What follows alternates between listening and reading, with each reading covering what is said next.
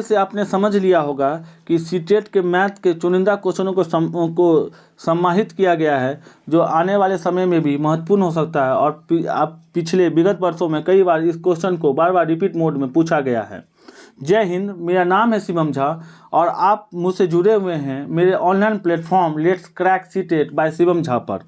चलते हैं आज और आपको बताने का प्रयास करेंगे कि आखिर सीटेट हल्का है अथवा भारी, जो कई छात्रों के मुंह से आपको सुनने को मिलता है। देखिए, बीएड डीएड करना आसान है, लेकिन बीएड डीएड आप तभी आपका सफलता आपको प्राप्त होगी करने का जब आप सीटेट पास होंगे और किसी राज्य अथवा केंद्र के अध्यापक या अध्यापिका बनने के जो शर्तें हैं उसको आप पूरा करेंगे। तो पहले आपको मैं एक स्टैटिस्टिक्स दिखाकर समझाने का प्रयास करेंगे कि सीटेट आसान है अथवा भारी।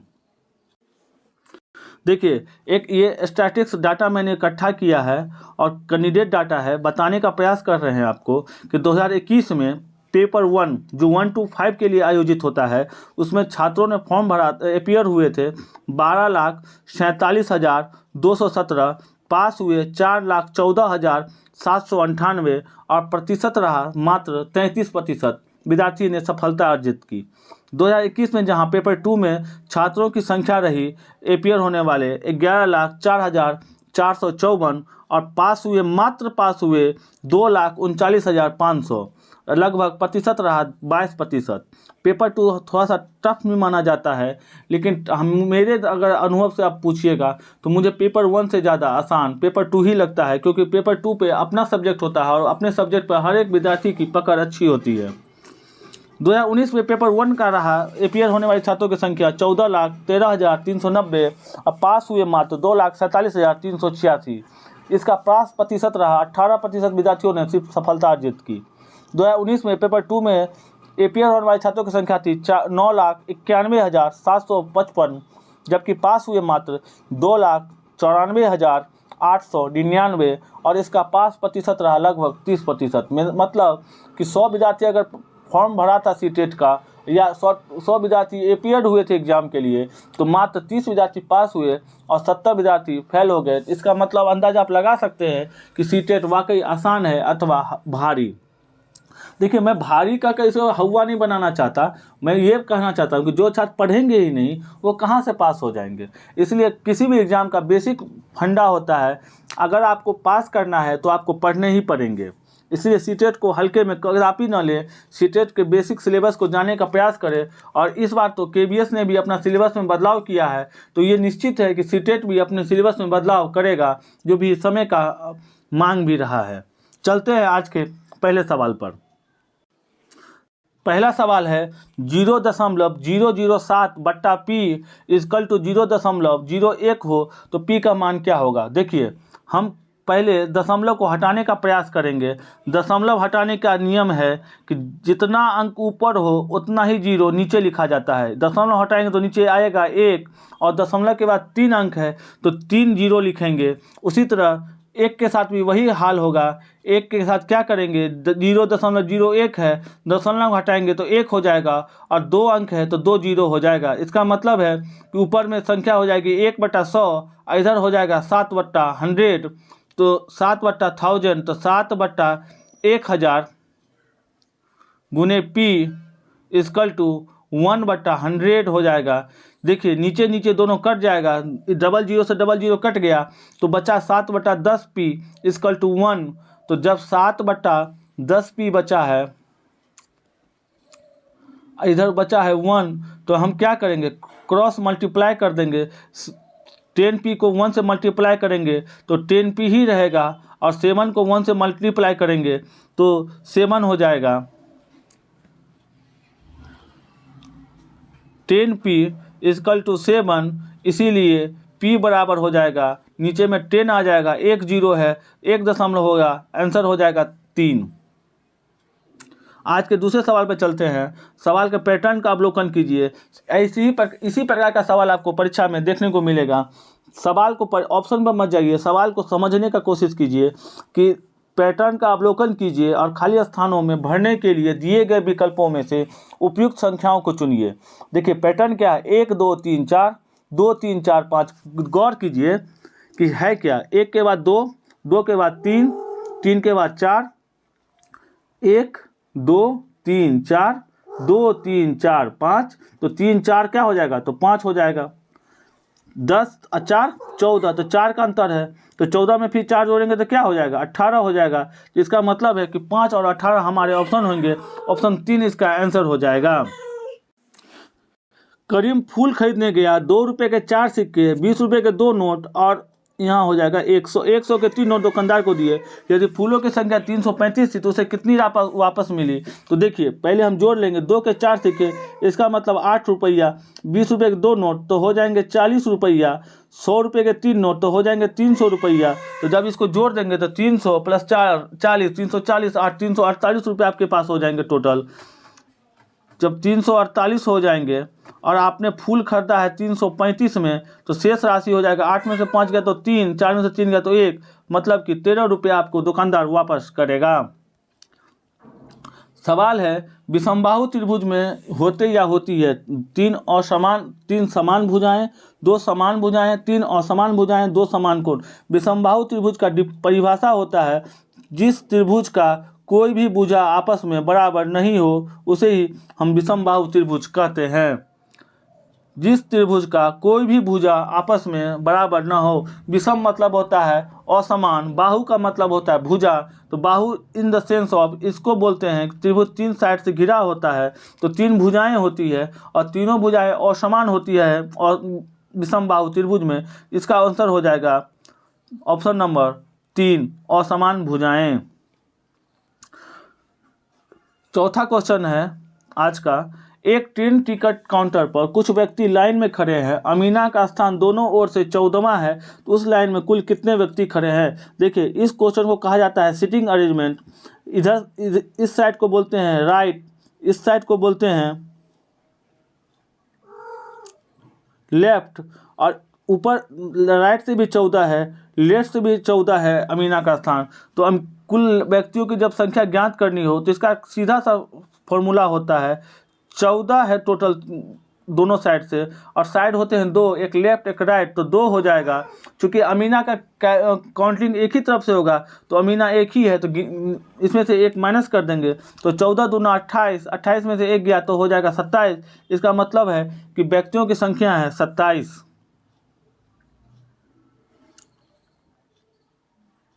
सवाल है, पूजा ऐसी मालाएं बनाना चाहती है जिसमें से प्रत्येक में 18 सीपियां हो।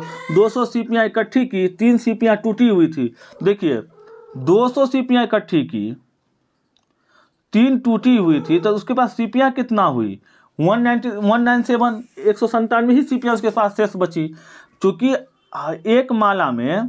एक माला बनाना है तो उसमें सीपियां कितना होना चाहिए, 18, और है मेरे पास कितना 197, तो कितनी माला बनेगी, तो 18 से भाग कर दीजिए। तो देखिए 18 से भाग करेंगे तो ये कट जाएगा 11 मरतबे, और उसमें से एक माइनस है, मतलब कि यहाँ अगर एक और होता 7 के बदले 8 होता तो मेरा पूरा 11 होता माला बनता, और 11 माला बनाने में एक सीपियाँ कम पड़ रही है। तो अब हम चलेंगे ऑप्शन पर, ऑप्शन को देखने का प्रयास करेंगे कि क्या है। पूजा को सीपियां से 11 माला बना सकती है, एकदम बना सकती है, बस एक सीपियां कमी है। दूसरा है, पूजा को 11 माला बनाने के लिए एक सीप की और आवश्यकता है, कोई और ऑप्शन पढ़ना ही नहीं है, ऑप्शन नंबर 2 ही हमारा उत्तर हो जाएगा। सवाल है, एक त्रिभुजाकार पिरामिड में कितने त्रिभुजाकार फलक होते हैं। तो देखिए त्रिभुजाकार पिरामिड ऐसे होता है, ये फिगर बन गया A B C। अब देखिए पिरामिड कितना है, 1 2 ये 3, और ये जो पूरा त्रिभुज है ये मेरा 4 है, तो पिरामिड की संख्या हो जाएगी 4, तो मेरा उत्तर हो जाएगा 4।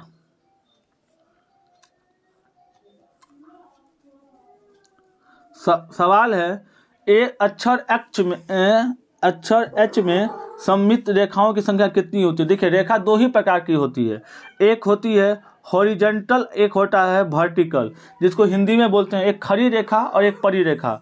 तो H में सममितियों की संख्या हो जाएगी 2, क्योंकि इसमें 2 ही है, एक हॉरिजॉन्टल है और एक वर्टिकल है। सवाल चलते हैं अगले पर। सोनम की पानी की बोतल में 1 लीटर पानी आता है। देखिए सवाल है लीटर में दे दिया हमको, और जबकि जवाब हमको हर सवाल का मिल रहा है, ऑप्शन में मिला हुआ है मिलीलीटर का। तो निश्चित है कि लीटर को हमको किस चीज़ में बदलना होगा, मिलीलीटर में। और हम सभी जानते हैं कि 1 लीटर बराबर होता है 1000 मिलीलीटर। तो मेरे पास बोतल में 1000 मिलीलीटर है। अब हमको आगे सवाल पढ़ना है और पता करना है कि सवाल मांग पूछ क्या रहा हमसे। तो उसने 275 मिलीलीटर पानी पिया, उसकी दोस्त नैना ने 250 मिली पानी पिया। तो बोतल में अब कितना पानी शेष बचा है? तो देखिए जो पानी पी लिया उसको एक जगह जोड़ लेंगे, 275 और 250, तो हो जाएगा 5, 7 5 12 के 2 हाथ में 1, 2 2 4 1 5, 525 मिलीलीटर पानी उसने पी लिया। जबकि मेरे पास पानी था कितना, 1000 मिलीलीटर, और 525 पी लिया। तो 525 क्या करेंगे, माइनस कर देंगे। तो 0 में से 5 गया तो 5 हो जाएगा, 9 में से 2 गया तो 7 हो जाएगा, 9 में से 5 गया तो 4 हो जाएगा। इसका मतलब है बोतल में 475 मिलीलीटर पानी अभी भी शेष बचा हुआ है।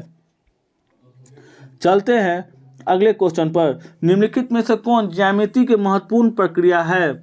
ऑप्शन नंबर ए है दृश्यीकरण, दूसरा है पक्षांतर, तीसरा है रूपांतर।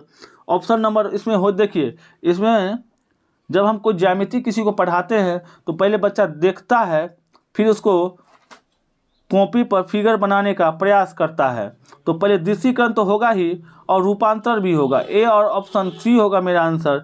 इसमें ए और सी नहीं दिया हुआ है, इसलिए बी को काटिए, सी बनाइए और ऑप्शन नंबर 1 ठोक दीजिए। चलते हैं अगले क्वेश्चन पर। क्वेश्चन नंबर है, निम्नलिखित में से कौन सा गणित के शिक्षण के लिए अधिगम के संदर्भ में खेलों के लिए अति उपयुक्त है? पहला, गणितीय खेलों में व्यस्त होने के दौरान हम बच्चों का आकलन नहीं कर सकते हैं। दूसरा, गणितीय खेल गणित में आनंदमयी अधिगम के अनुभवों को प्रदान करते हैं। और तीसरा, गणितीय खेल आम दिनचर्या वाले खेल होते हैं। देखिए गणितीय खेल का सेंस इससे है कि गणितीय खेल आसान नहीं है। बच्चे को गणितीय खेल के माध्यम से पढ़ाया जाता है, समझाया जाता है, और उसे गणित का नाम सुनते ही बच्चे का रोंगटा खड़ा हो जाता है। तो गणित का खेल में जब हम कोई भी सब्जेक्ट में खेल जोड़ देते हैं, इसका बेसिक फंडा होता है कि बच्चे को मुझे पढ़ाना भी है, लेकिन बच्चे को उस क्लास को रोचक बनाते हुए पढ़ाना है। तो बच्चे को गणितीय खेल में आनंदमयी अधिगम के अनुभवों को प्रदान करते हैं। इसका आंसर हो जाएगा केवल बी। सवाल नंबर है, राष्ट्रीय पाठचर्या रूपरेखा 2005 के अनुसार निम्नलिखित में से कौन सा गणित शिक्षण का उद्देश्य प्राथमिक कक्षाओं के लिए न्यूनतम उपयुक्त है? दिक् स्थान से संबंधित समझ को वृद्धि करना, दूसरा गणित के प्रति रुचि पोषित करना, तीसरा वास्तविक जीवन के अनुभवों को गणित से जोड़ना, चौथा बीजीय चिंतन की कुशलता को विकसित करना। देखिए सवाल का बेसिक फंडा समझ लीजिए। सवाल कह रहा है प्राथमिक कक्षा, और प्राथमिक कक्षा में बीजीय गणित पढ़ कर बच्चा क्या करेगा, उसके सिलेबस में भी नहीं है। तो देखिए सवाल को यदि आप समझ लेते हैं तो उत्तर खोजने में आपको आसान होगा। आप उत्तर खोजने के बजाय सवाल को समझने का प्रयास कीजिए। सवाल में ही बहुत सारे ऐसे सवाल होते हैं जिसके उत्तर उसी सवाल में छिपे होते हैं। अब यहाँ सवाल कह दिया प्राथमिक नहीं होता तो फिर और सभी ऑप्शन को पढ़ते हैं, लेकिन यहाँ प्राथमिक कह दिया है। प्राथमिक बच्चा आप भी समझ रहे होंगे कि 1 to 5 तक में बच्चा को बीजीय गणित नहीं पढ़ाया जाता है। बीजीय गणित 5 के बाद का है, कोर्स का है। तो इसे बीजीय चिंतन की कुशलता को विकसित करना, तो इसका आंसर हो जाएगा 4 ऑप्शन मेरा। अब क्वेश्चन नंबर है अगला, देखिएगा निम्नलिखित में से कौन सा वैन हेले द्वारा दिए गए ज्यामितीय विवेचन के स्तरों को लक्षण अनुबंधित नहीं करता है? इसका ऑप्शन है पहला अनुभव आश्रित, दूसरा है विकासात्मक, तीसरा है अनुक्रमिक और चौथा है आयु आश्रित। देखिए वैन हीले द्वारा जो ज्यामितीय विवेचन के स्तर को विशेषता जो है वो लक्षण नहीं है, तो इसका हो जाएगा आयु आश्रित लक्षण नहीं है। अनुभव आश्रित ये भी है, विकासात्मक ये भी है, अनुक्रमिक ये भी है। देखिए छात्र गणितीय मेन होता क्या है कि वैन हीले के अनुसार उन्होंने ज्यामिति के 5 चरणों वाली एक विधि दी है, जिसमें पहला चरण को कहा जाता है 0 स्तर, और विचारधारा के 5 स्तर इस प्रकार है कि पहला स्तर होता है प्रत्यक्षोकरण, जिसके आधार पर जो है आकृति का वर्णन करना होता है, उसे छांटना होता है। दूसरा होता है वर्णनात्मक, या जिसे बोलते हैं विश्लेषणात्मक भी बोल सकते हैं आप। छात्र ज्यामितीय आंकड़ों के गुणों का विश्लेषण और नामांकन शुरू करते हैं। विश्लेषण करते हैं कि किस प्रकार का ये ट्रायंगल है, स्क्वायर है या स्फीयर है या सर्किल है, उसका विश्लेषण करते हैं, फिर उसका नामांकन करते हैं। चौथा चरण जो होता है वो होता है अमूर्त संबंध परक।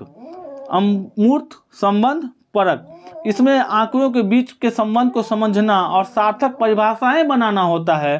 और पांचवा होता है औपचारिक निगमन स्तर। इस पर क्या होता है, छात्र कटौती ज्यामितीय प्रमाण प्रदान कर सकते हैं, आवश्यक और पर्याप्त स्थितियों के बीच अंतर समझ बनाते हैं। गणितीय दृढ़ता के समझ के स्तर का अंतिम चरण होता है। चलते हैं आने वाले सवाल पर। निम्नलिखित में से कौन सी अवधारणा डिन्स ब्लॉक का उपयोग करके नहीं पढ़ाई जा सकती है? पहला है प्रायिकता, दूसरा है स्थानीय मान, तीसरा है संख्या का योग, या चौथा है एक अंकों वाली संख्या। देखिए, डिन्स ब्लॉक का उपयोग करके आप प्रायिकता, जिसको बोलते हैं प्रोबेबिलिटी, आप पढ़ा नहीं सकते हैं। डिन्स ब्लॉक का उपयोग करके आप जोड़ पढ़ा सकते हैं, घटाव पढ़ा सकते हैं, गुना पढ़ा सकते हैं, डिवाइड पढ़ा सकते हैं, स्थानीय मान पढ़ा सकते हैं जिसको प्लेस वैल्यू बोलते हैं, लेकिन आप प्रायिकता प्रोबेबिलिटी आप पढ़ा नहीं सकते हैं। चलते हैं अगले सवाल पर। निम्नलिखित में से कौन बच्चों में पूर्व संख्या की अवधारणा के निर्माण से संबंधित है?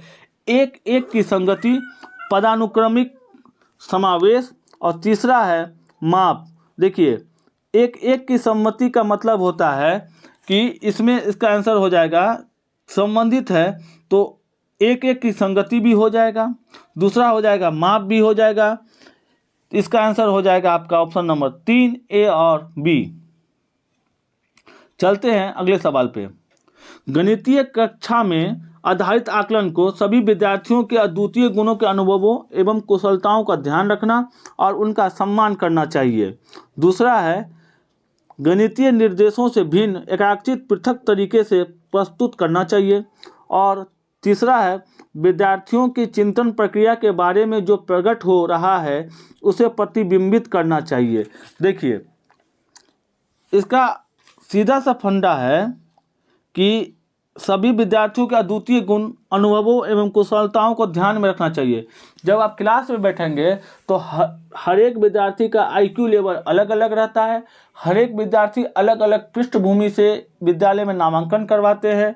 हर एक विद्यार्थी का जो माहौल होता है, वातावरण होता है, अलग अलग होता है। और आपको सभी बच्चों का वातावरण, उसके मनोदशा, उसके आईक्यू लेवल का सम्मान करना होगा। तो ये ऑप्शन तो हो ही जाएगा। गणितीय निर्देशों से भिन्न एकांकित पृथक तरीके से प्रस्तुत कर। देखिए, पृथक कैसे कीजिएगा? किसी चीज़ को आप अलग कर ही नहीं सकते। सभी सब्जेक्ट एक दूसरे से जुड़े हुए हैं, तो बी मेरा ऑप्शन तो होगा नहीं। तो जो बी है ये भी कट जाएगा, ये भी कट जाएगा। अब ऑप्शन बचा ए, और बचा ए एंड सी। सी देख लेते हैं। विद्यार्थियों की चिंतन प्रक्रिया के बारे में जो प्रकट हो रहा है उसे प्रतिबिंबित करना। एकदम विद्यार्थी जो सोच रहा है, विद्यार्थी के अंदर जो भाव उत्पन्न हो रहे हैं, वो शिक्षक क्या करेगा? उस उत्पन्न होने वाले भाव का जिज्ञासा शांत करेगा।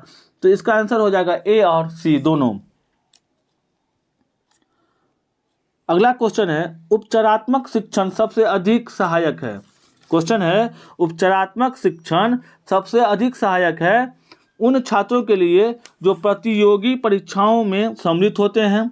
दूसरा, पाठ की पुनरावृत्ति के लिए। तीसरा, समस्या समाधान के शिक्षण के लिए। और चौथा, गणितीय संकल्पनाओं को समझने में विद्यार्थी जिन कठिनाइयों का सामना करते हैं उनको संबोधित करने और विद्यार्थियों को प्रदर्शन को सुधारने के लिए।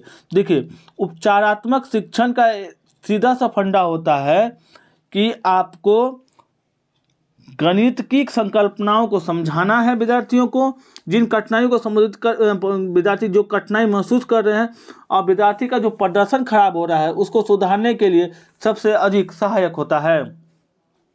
इसका ऑप्शन हो जाएगा ऑप्शन नंबर 4। अगला क्वेश्चन है, निम्नलिखित में से कौन सी गणित में रचनात्मक आकलन की विधि नहीं हो सकती है? पहला, परियोजना। दूसरा, प्रश्नोत्तर या जिसको हम क्विज बोलते हैं। तीसरा दैनिकी विवरण, चौथा सत्र अंतर परीक्षा। देखिए रचनात्मक आकलन के लिए कंस्ट्रक्टिव, आपको अगर किसी चीज़ को मेजर करना है तो उसका सिंपल सा लॉजिक है कि आपको परीक्षा वाले ध्यान से जो सेशन होते हैं उस पर ध्यान नहीं देना होगा। सत्र अंतर परीक्षा का मतलब होता है अंतिम का जो परीक्षा होता है सालाना, उसको बोलते हैं। देखिए परीक्षा गणित में रचनात्मक आकलन की विधि हो ही नहीं सकती है, जबकि परियोजना, प्रश्नोत्तरी और दैनिक विवरण रचनात्मक आकलन की सबसे उपयुक्त विधि मानी जाती है। चलते हैं अगले क्वेश्चन पे। ये आपके लास्ट क्वेश्चन थे। आपसे वही बोलेंगे, अगर आपने अभी तक मेरे चैनल को लाइक और सब्सक्राइब नहीं किया है तो लाइक और सब्सक्राइब जरूर कर दें। आपको सीटेट से संबंधित हर एक प्रकार की जानकारी आप मेरे साइट पर देख सकते हैं। आपसे पुनः फिर मैं वही चीज़ का आग्रह करूंगा कि अभी से आप प्रीवियस ईयर क्वेश्चन बनाना शुरू करें। अब धीरे धीरे अभ्यास करें, जब तक नोटिफिकेशन आती है आपकी तैयारी 60 to 70% हो जानी चाहिए, और बाकी जो आपका जो 30% या 20% बचता है वो आप एग्ज़ाम और फॉर्म भरने के दौरान जो 1 महीना 2 महीने का गैप होता है उस दौरान आप करेंगे। देखिए होता क्या है कि अभी सभी लोग इंतजार कर रहे हैं कि सीटेट इस बार अपने सिलेबस में क्या परिवर्तन करता है, क्या वो केवीएस के बदले हुए पैटर्न को भी फॉलो करता है या नहीं करता है। निश्चित है कि केवीएस का जो पैटर्न चेंज हुआ है तो बहुत सारे जो शिक्षण संस्थान हैं उसके नज़र में भी आ गए होंगे, और सीटेट भी अपना परिवर्तन जो भी करना है वो उस पर अपना काम शुरू भी कर दिया होगा। चूँकि ये अब मार्च का आज फरवरी ख़त्म होने वाला है तो मार्च शुरुआत हो रही है, तो हमको लगता है 2 महीना के अंदर आपको 2 से 3 महीने के अंदर नोटिफिकेशन भी आपको देखने को मिल सकता है सीटेट 23-24 से संबंधित। हम आपसे पुनः फिर वही आग्रह करेंगे कि डीएड बीएड करना आसान है, सीटेट पास होना मुश्किल है। आप डीएड बीएड पर जितना फोकस कर रहे हैं उसका कम से कम आप 50% फोकस आप अपने सीटेट वाले एग्जाम पर भी कीजिए।